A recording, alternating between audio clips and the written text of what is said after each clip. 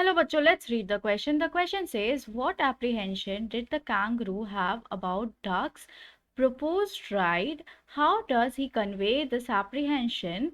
How does the duck allay his fear? So, किस तरह का डर जो है कैंगरू बता रहा है डक को, जो डक ने रिक्वेस्ट किया है राइड के लिए उस बारे में, और किस तरह वो कैंगरू अपने डर को बता रहा है, कन्वे कर रहा है डक को, और किस तरह वो जो डक है वो कैंगरू के फियर को दूर कर रहा है. So we have three questions here. First of all, किस तरह का डर है कैंगरू को जब डक ने प्रपोज किया है राइड के लिए, रिक्वेस्ट किया है राइड के लिए, उसके बारे में क्या डर है कैंगरू को. फिर वो अपना डर को किस तरह जाहिर कर रहा है डक को, और जो डक है वो किस तरह उसके डर को दूर कर रही है.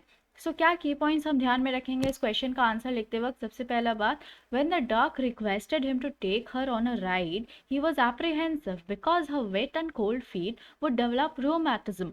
So जब डक ने रिक्वेस्ट किया था कैंगरू को राइड पे ले जाने के लिए, पीठ पे सवार करके घुमाने के लिए, तब वो डर गया था, है ना. तो वो थोड़ा सा उसे डर लगा था, वो भयभीत हो गया था.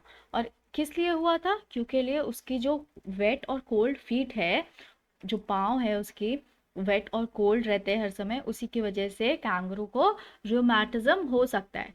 देन नेक्स्ट पॉइंट क्या है?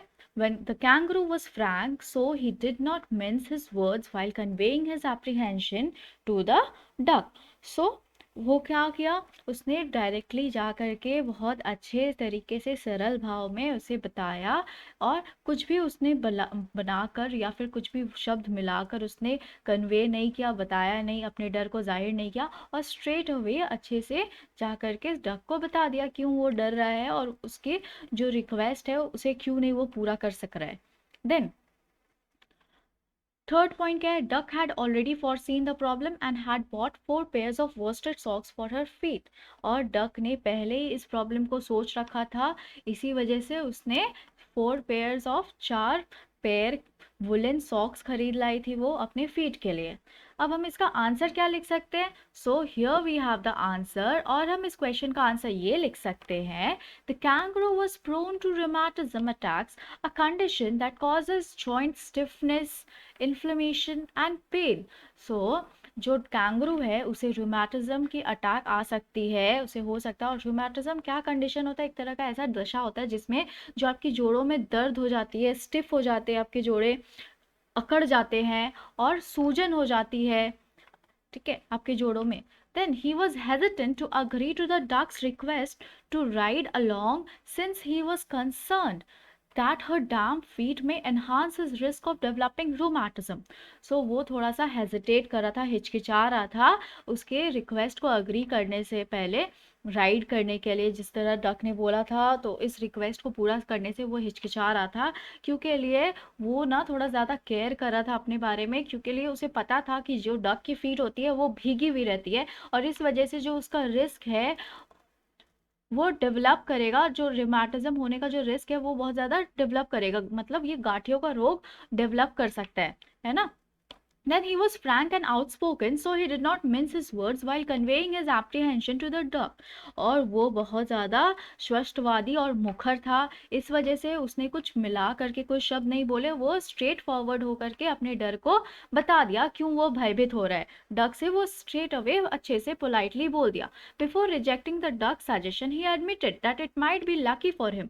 और रिजेक्ट करने से पहले वो ये भी बोल रहा है कि ये जो तुम्हारा रिक्वेस्ट है ये शायद मेरे लिए बहुत शुभ साबित हो, बहुत लकी साबित हो. Then, however, he gave the situation careful thought and informed the duck firmly but courteously that her feet were uncomfortable moist, which may likely give him the rheumatis. So जैसे कि आप सब जानते हैं कि डक का फीट बहुत ज़्यादा डैम्प होता है, मॉइस्ट होता है, राइट. सो इस तरह के सिचुएशन को पहले कैंगरू ने बहुत अच्छे से सोचा, और उसके बाद ही जाके उसने साहसपूर्वक और साथ ही साथ बहुत अच्छे तरीके से, बहुत कोर्टियसली मतलब पोलाइटली जा करके उसने डक को इन्फॉर्म किया कि उसकी जो फीट है उसके लिए वो अनकंफर्टेबल है, क्योंकि वो मॉइस्ट होती है और उसी की वजह से उसे रूमेटिस मतलब गांठियों का रोग, जिस तरह पोएम में लिखा हुआ है रूमेटिस, सो वो स्पेलिंग हम यहाँ यूज करेंगे, रूमेटिस हो सकता है develop. The clever and far sighted duck had already predicted the obstacle and had 4 pair of worsted wool socks on ready to keep her feet warm and dry. So duck ने पहले ही ये चीज सोच रखा था, उसने पहले ही सोच लिया था। फॉर साइटेड मतलब दूर की सोचना, तो पहले इस प्रॉब्लम को उसने अपने दिमाग में सोच लिया और वो बहुत चालाक थी।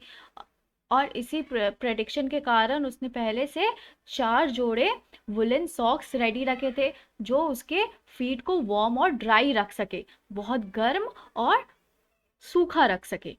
Then let's read the answer together. The kangaroo was prone to rheumatism attacks, a condition that causes joint stiffness, inflammation, and pain. He was hesitant to agree to the duck's request to ride along since he was concerned that her damp feet may enhance his risk of developing rheumatism. He was frank and outspoken, so he did not mince his words while conveying his apprehension to the duck. Before rejecting the duck's suggestion, he admitted that it might be lucky for him. However, he gave the situation careful thought and informed the duck firmly but courteously that her feet were uncomfortably moist, which may likely give him the rheumatis. The clever and far-sighted duck had already predicted the obstacle and had 4 pairs of worsted wool socks on ready to keep her feet warm and dry. I hope you understood it well. Thank you. Best of luck.